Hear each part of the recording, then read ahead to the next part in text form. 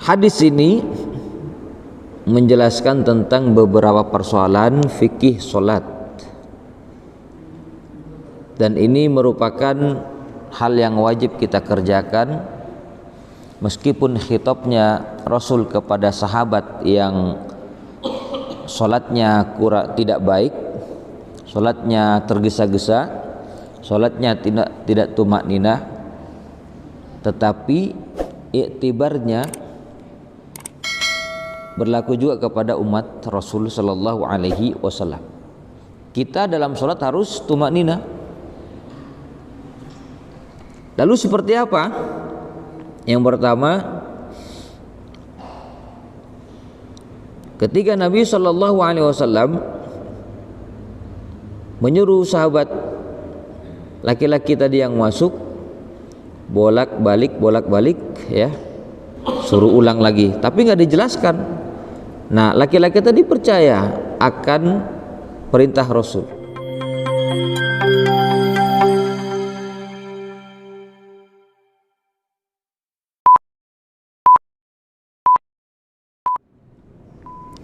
Assalamualaikum warahmatullahi wabarakatuh.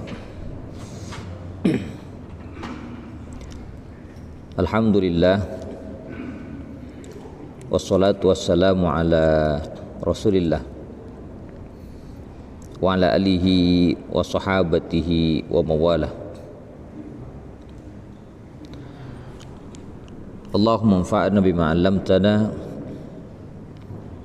wa 'allimna ma yanfa'una wa zidna 'ilma. Allahumma inna na'udzubika min qalbin la yakhsha wa min nafsin la tashba wa min 'ilmin la yanfa wa min da'watin la yustajabu laha wa karaman ya rabbal alamin. Para jamaah, para hadirin, Bapak Ibu yang sama-sama berbahagia, semoga Allah meridai kita semua.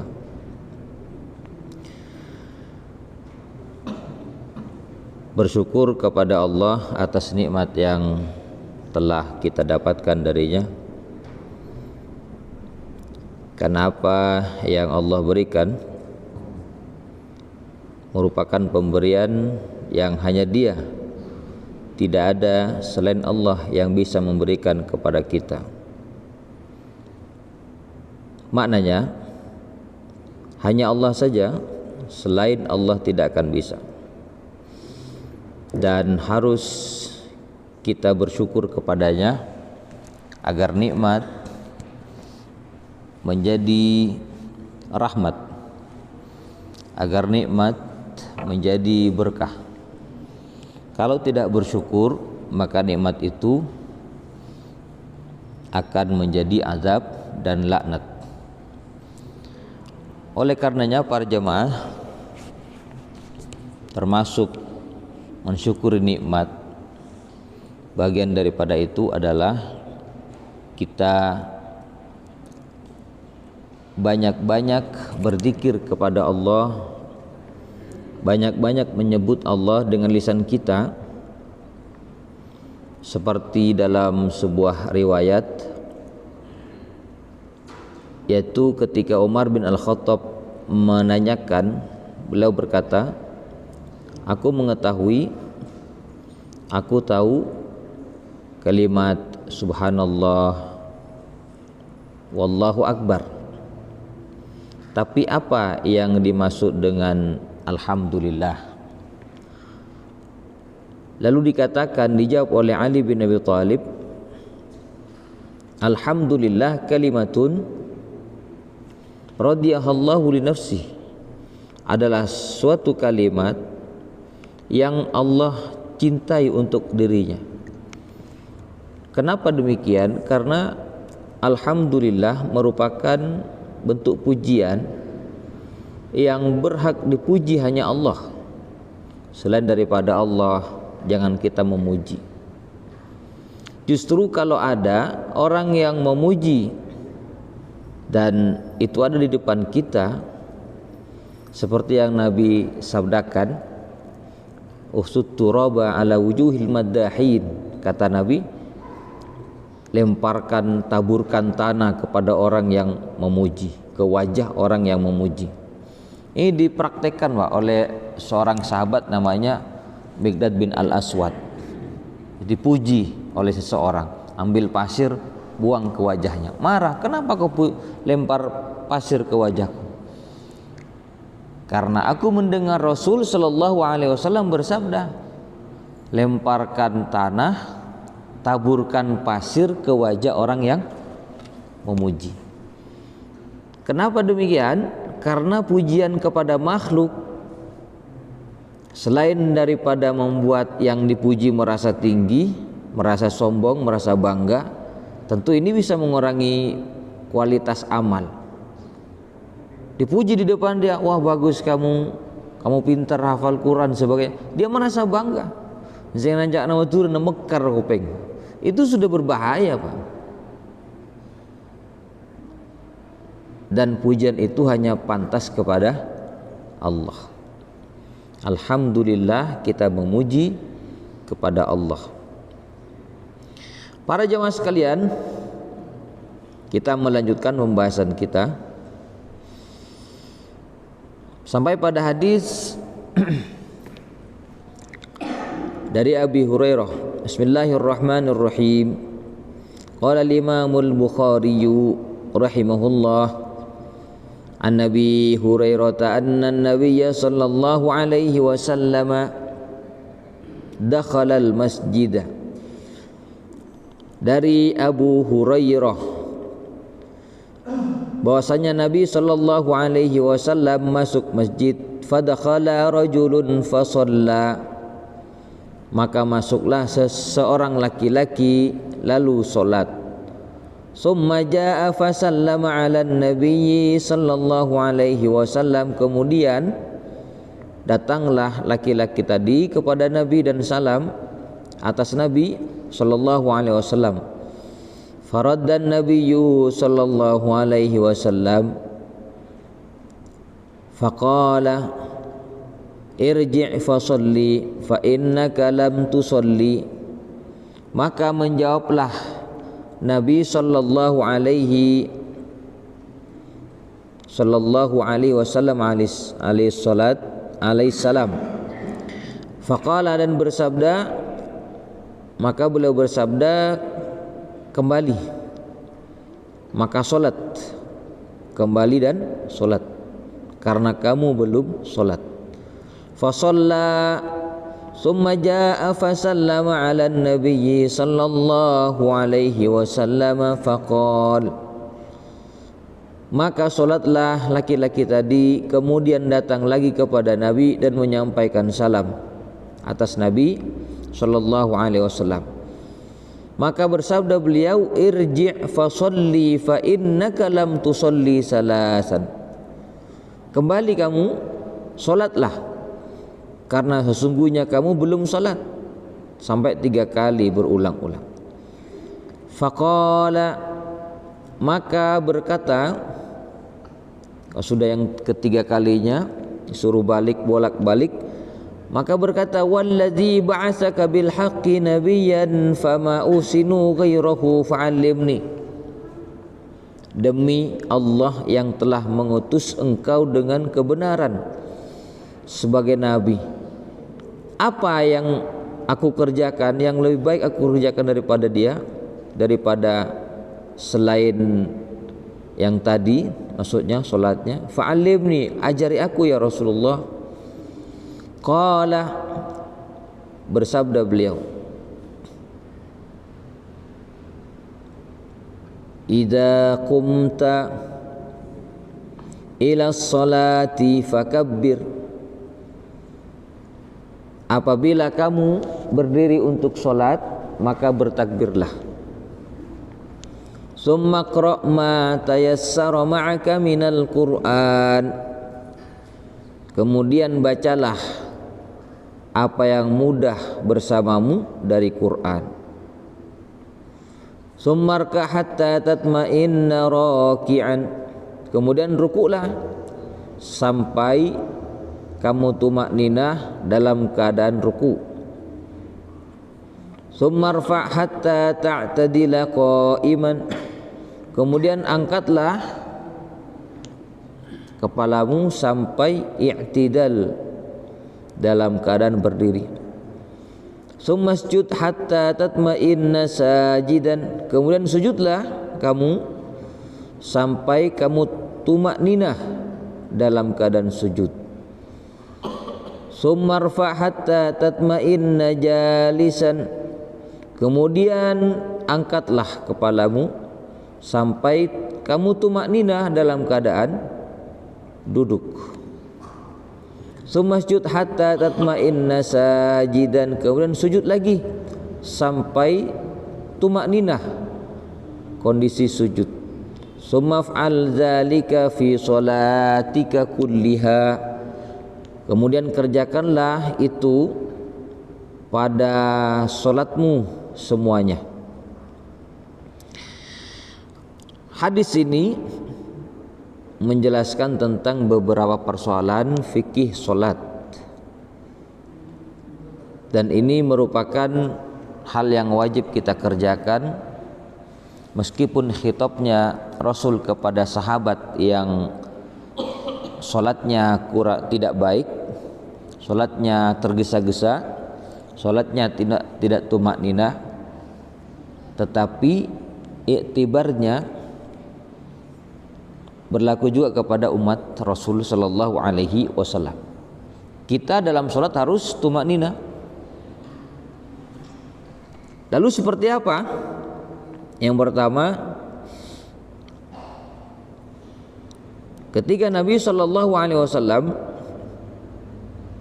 menyuruh sahabat laki-laki tadi yang masuk bolak-balik ya, suruh ulang lagi, tapi nggak dijelaskan.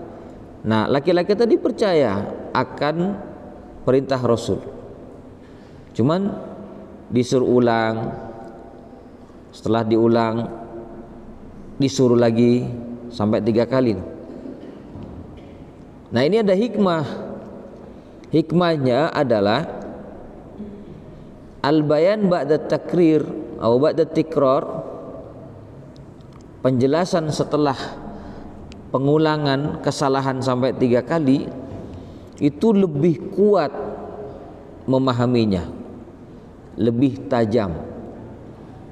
Nah, ini metode Rasul. Kadang seperti dijelaskan, Nabi kadang kalau menjelaskan sesuatu itu diulang sampai 3 kali untuk betul-betul memahamkan dan menancapkan dalam hati para sahabat. Dalam khutbah diulang 3 kali kalimatnya sehingga betul-betul paham sahabat. Nah, termasuk di sini pengulangan itu dalam bentuk bukan kalimat tetapi perintah. Kamu ulang, kamu sholat lagi sampai 3 kali. Baru setelah itu bertanyalah sahabat, waladzi ba'atsaka bil haqqi fama uhsin ghairahu fa'allimni. Demi Allah yang telah mengutus engkau sebagai nabi dengan membawa kebenaran, apa yang bisa saya kerjakan lebih baik daripada sholat saya sebelumnya? Ya Rasulullah, ajari saya. Nah, di sini Rasul menjelaskan. Tangan sahabat tadi baru tidak sadar kalau sebenarnya dia salah. Baru setelah disuruh ulang oleh Rasul, maka menyadari ini betul-betul ada yang salah. Maka Nabi mengatakan, idza qumta ila sholati, kalau kamu berdiri untuk sholat, fakabbir, maka bertakbirlah. yakni takbiratul ihram. Takbiratul ihram.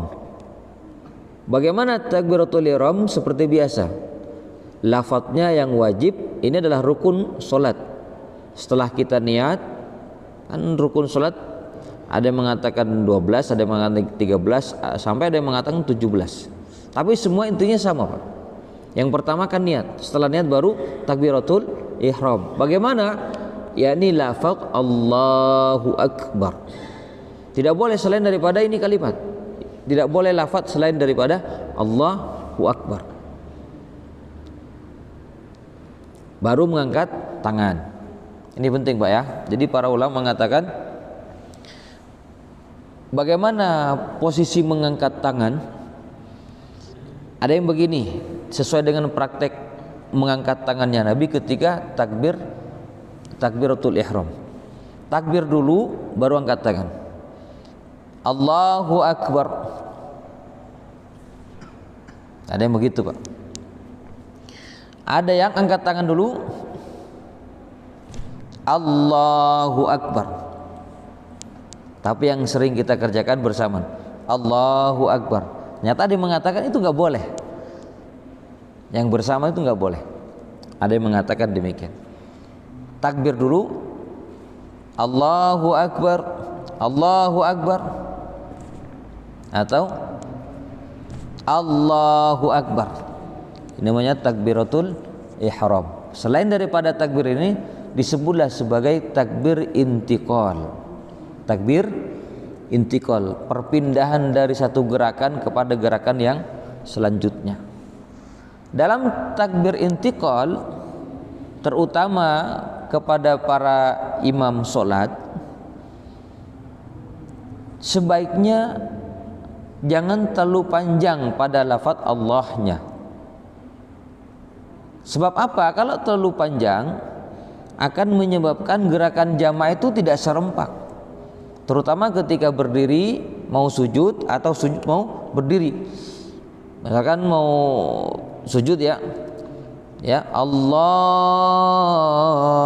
Akbar, lancing dulu Pak. Jemaah ada yang langsung ikut sujud, ada yang masih nunggu, kacau.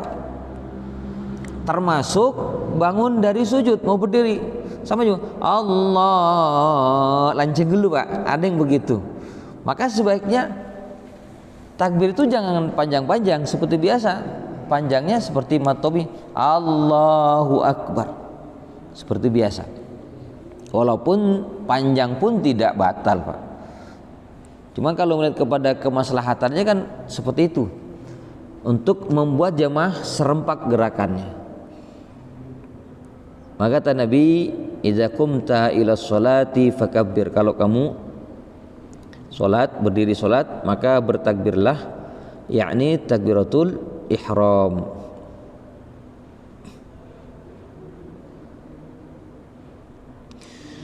Selanjutnya para jamaah sekalian, summa qra' ma tayassara ma'aka minal Qur'an. Kemudian bacalah apa yang mudah bagimu dari Al-Qur'an.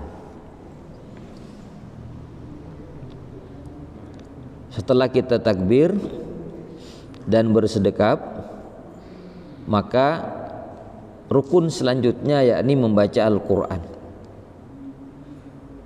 Dari kalimat ini dalam persoalan fikih yang kita baca dalam sholat, yang wajib adalah Al-Fatihah, suratul Fatihah. Karena meskipun disebut Quran, dalam dalil-dalil yang lain disebut Al-Fatihah. Misalkan Nabi Shallallahu Alaihi Wasallam memerintah, fa in kana ma'aka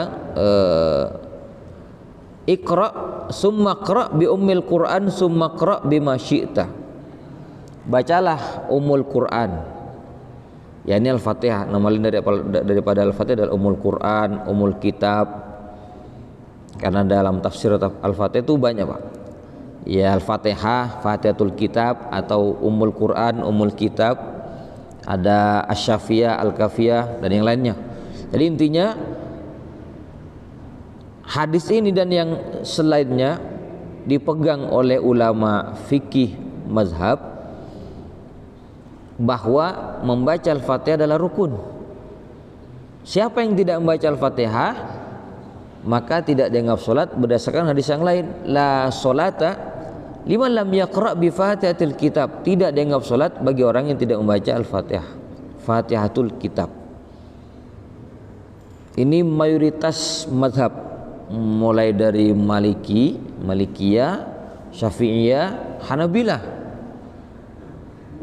kecuali Imam Abu Hanifah. Bagi beliau memahami hadis ini dan ayat. Gimana? Karena dia disebutnya di Al-Qur'an, ya.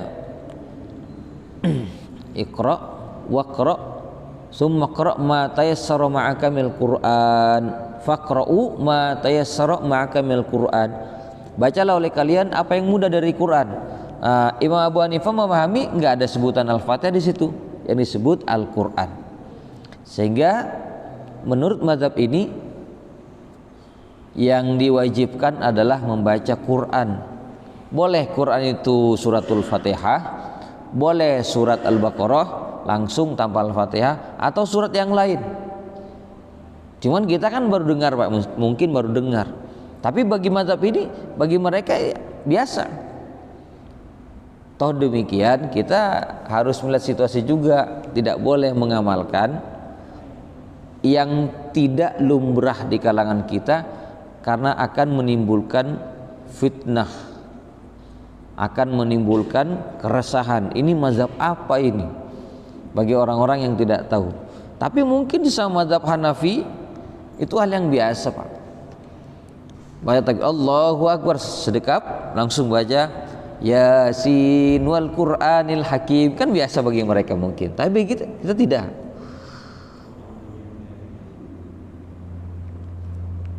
Al-Fatihah dulu baru baca Quran. Nah, ini menarik para jemaah tentang baca Quran. Gimana? Sesuai dengan hadis Nabi, summa qra iqra bi ummil Quran summa qra bima syi'ta. Bacalah umul Quran, kemudian baca apa yang kamu mau, surat selain Quran. Hukumnya sunnah. Nah, di sini termasuk hal yang penting, karena kalau disebutnya yang mudah, Quran yang mudah bagimu, berarti Quran yang kita hafal. Sedangkan yang paling gampang menghafal Quran adalah suratul Fatihah. Surat Al-Fatihah. Anak kecil bisa Al-Fatihah. Bahkan orang-orang kafir sekalipun menghafal Al-Fatihah itu mudah Pak. Al-Fatihah. Oleh karenanya, selain daripada mudah, juga menjadi wajib orang dalam sholat membaca surat Al-Fatihah. Lalu kalau betul-betul dia tidak bisa baca Al-Fatihah, misalkan lakar tak bisa ungku Pak, mungkin sarongku sing apa lagi pagi, atau dia orang baru masuk Islam, proses menghafal Al-Fatihah. Tapi kan ada kewajiban untuk sholat. Lah bagaimana kalau memang tidak bisa Al-Fatihahnya sementara sholat wajib? Nah, ini kita lihat Nabi Sallallahu Alaihi Wasallam dalam hadisnya mengatakan, fa in kana ma'aka qiraah faqra. Kalau kamu punya Quran, maksudnya punya hafalan Quran, baca. Wa illa, kalau memang tidak punya hafalan Quran, fahmadillah wa kabbirhu wa hallilhu. Ya udah cukup kamu baca tahmid, alhamdulillah, atau takbir dan tahlil. Jadi kalau memang nggak hafal Al-Fatihah Pak, termasuk nggak hafal bacaan yang lain dalam sholat, yang penting gerakannya Allahu Akbar, tak hafal Al-Fatihah, subhanallah walhamdulillah wa la ilaha illallah wallahu akbar. Ini kalau betul-betul tidak bisa Al-Fatihah. Makanya kalau tidak bisa Al-Fatihah dalam fikih, orang ini disebut dengan ummi. Disebut dengan ummi. Yang kita pahami istilah ummi itu adalah orang la yaqra wa la yaktub, yang tidak bisa nulis dan tidak bisa baca. Itu sebutan kepada Rasulullah dan orang-orang Arab yang tidak belajar baca dan tulis. Tapi dalam fikih, orang yang tidak bisa Al-Fatihah, tidak hafal, juga disebut ummi dalam fikih Pak ya. Kalau memang betul-betul ummi, lakar apa, budu ongku maksudnya pagi tak bisa ongku Al-Fatihah, maka penggantinya cukup baca tahmid, takbir, tahlil, bukan meninggalkan sholat, malah saya tak bisa Al-Fatihah, akhirnya tidak sholat. Itu yang tidak dibenarkan. Para jemaah sekalian, kita lanjut. Terus ketika melaksanakan sholat, lalu dia mau baca Quran, ini juga ada hal yang menarik.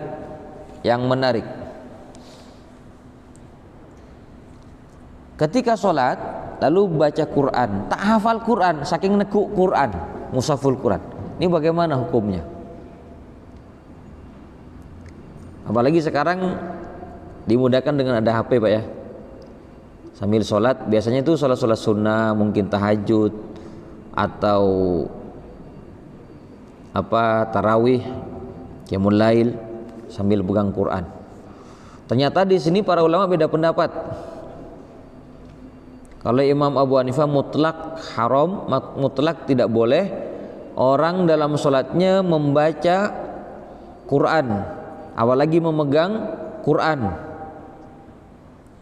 apalagi HP Pak. Kenapa? Dalam dia sholat yang diperintah faqra ma tayassar, baca yang mudah bagimu, yang hafal olehmu dari Quran, bukan membaca kepada tulisan Quran. Ini menurut mazhab Abu Hanifah. Kecuali orang yang hafizul Quran, lalu dia untuk menjaga hafalan Qurannya sholat tahajud rakaat pertama baca surat yang panjang, maka dibolehkan dengan catatan bukan pegang tapi taruh di depan sambil melihat. Bagi orang yang hafiz Quran, taruh di depan dia. Kan kadang ada Pak ya, ada masjid yang biar kelihatan keren, imam ya, taruh di depannya mushaf yang besar, diberdirikan, jadi imamnya itu baca ayat 1 halaman 2 halaman pertama kedua, biar kedengaran apa? Ini panjang-panjang bacanya, tapi nggak hafal Quran sebenarnya. Kelihatan begitu ya. Menurut Abu Hanifah batal sholatnya, karena yang diperintah supaya membaca sesuai dengan hafalannya. Kalau tidak hafal jangan memaksakan diri, ya sudah baca yang mudah-mudah saja. Tapi ternyata menurut ulama yang lain tidak boleh, jaizah fasahihah, boleh saja, baik sholat yang wajib maupun sholat yang sunnah, baik mazhab Maliki maupun Hanabilah atau Imam Ahmad bin Hambal, termasuk Syafi'iyah. Kalau mau melakukan itu. Tapi dalam hal ini para jamaah sekalian, kita tidak penting untuk mempersoalkan ya. Meskipun ada yang mengatakan batal seperti Abu Hanifah, termasuk Imam Ibnu Hazm itu mengatakan batal. Ada yang mengatakan makruh. Ulama salaf justru banyak mengatakan makruh. Mananya Pak? Biar tidak menimbulkan fitnah, lebih baik nggak usah gitu. Apalagi masyarakat yang mungkin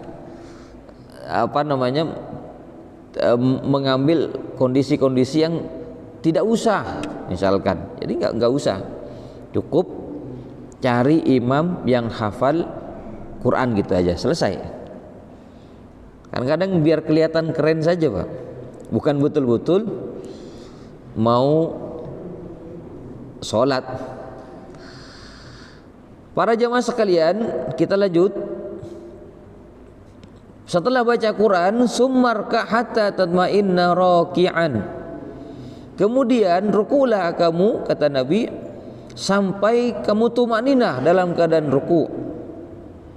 Nah, di sini setelah baca Quran tadi takbir, intiqal, Allahu Akbar, baru posisi ruku. Sampai betul-betul tumakninah rukunya. Maksudnya sampai betul-betul anggota badan pada posisi ruku yang sempurna, sesuai dengan hadis Nabi yang lain, faiza raka'ta faj'al hataik ala rukbataik wa amdad dhuhraka wa makin li ruku'ika. Kata Nabi, kalau kamu ruku maka telapak tanganmu pegang kedua lututmu. Jadi cara memegang lutut ini ke bawah, Pak. Ya, ada kan yang diginikan ya, ke bawah.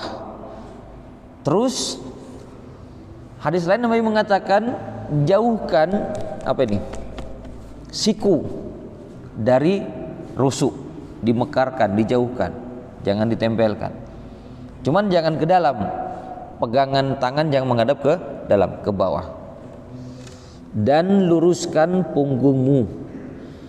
Nah, meluruskan punggung itu termasuk hal yang penting dalam ruku.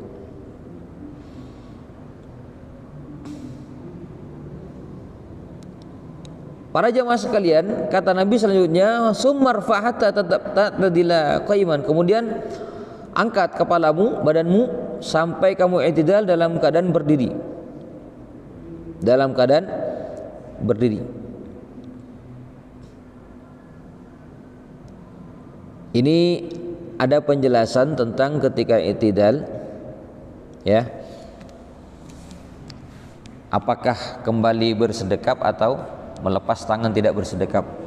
Saya singkat saja karena sudah mau habis waktu. Ada dua pendapat. Ada yang mengatakan kembali bersedekap, ada yang tidak perlu bersedekap karena memahami hadis ta'tadila qaiman, kamu i'tidal dalam keadaan berdiri lurus. Summasjud hatta tatma'inna sajidan, kemudian sujudlah kamu sampai tumakninah. Dalam hadis Nabi sallallahu alaihi wasallam, summa yukabbir fayasjud hatta yumakin wajhahu aw jabatahu hatta tatma'inna mafasiluhu wa tastarhi. Kemudian takbirlah, sujudlah, dan letakkan wajah atau jidat di tempat sujud sampai betul-betul tumakninah anggota sujud dan rileks ketika sujud. Ini pernah kita sampaikan ya, bahwa sujud itu yang jadi penyangganya adalah kedua telapak tangan dan lutut, bukan jidat kita. Sehingga apa? Tidak terlalu berat ke kepala. Kalau terlalu berat ke kepala kita, maka akan membuat tekanan ke jidat lebih kuat, dan kalau sujudnya panjang akan berefek hitam jidat kita, dan itu tidak disukai oleh Rasul dan para sahabat. Kalau ada orang yang jidatnya hitam, ya, bukan dipahami berdasarkan zahir ayat, simahum fi wujuhihim min athari sujud, nampak di wajah mereka asar sujud, diartikan jidatnya hitam. Bukan itu, Pak. Karena dalam tafsir yang dimaksud dengan asar sujud itu dalam perilakunya bagus, sesuai dengan akhlak-akhlak Islam. Termasuk tafsir yang lain, nanti pada hari kiamat orang ahlu sujud akan bercahaya wajahnya, tapi nggak hitam jidatnya. Rasul nggak suka, dan Rasul ahli sujud, panjang kalau sujud, tapi nggak dari riwayat secara fisik Rasul jidatnya hitam. Kalau fisik Rasul disebut, ya, dalam hadis-hadisnya Syamil Muhammad itu disebut begini sifat Rasul, jidatnya begini, tapi nggak disebut hitam. Sudah Isya. Saya kira demikian dulu. Saya baca penutupnya. Summa irfa'at tatmainna jalisan, kemudian angkat, duduk sampai tumakninah, kemudian sujud lagi, tumakninah, kemudian kerjakan itu semua dalam salatmu. Artinya tumakninah adalah kewajiban dalam ruku, i'tidal, sujud, dan duduk di antara dua sujud, dengan batas minimal seperti jarak kita membaca subhana rabbiyal azim. Itu dikatakan sudah tumakninah dengan jarak subhana rabbiyal azim. Kalau lebih cepat daripada itu maka batal salatnya. Berarti tak tumakninah. Ini yang bisa kita bahas pada kesempatan ini, dan saya mohon maaf kalau bihadza. Wassalamualaikum warahmatullahi wabarakatuh.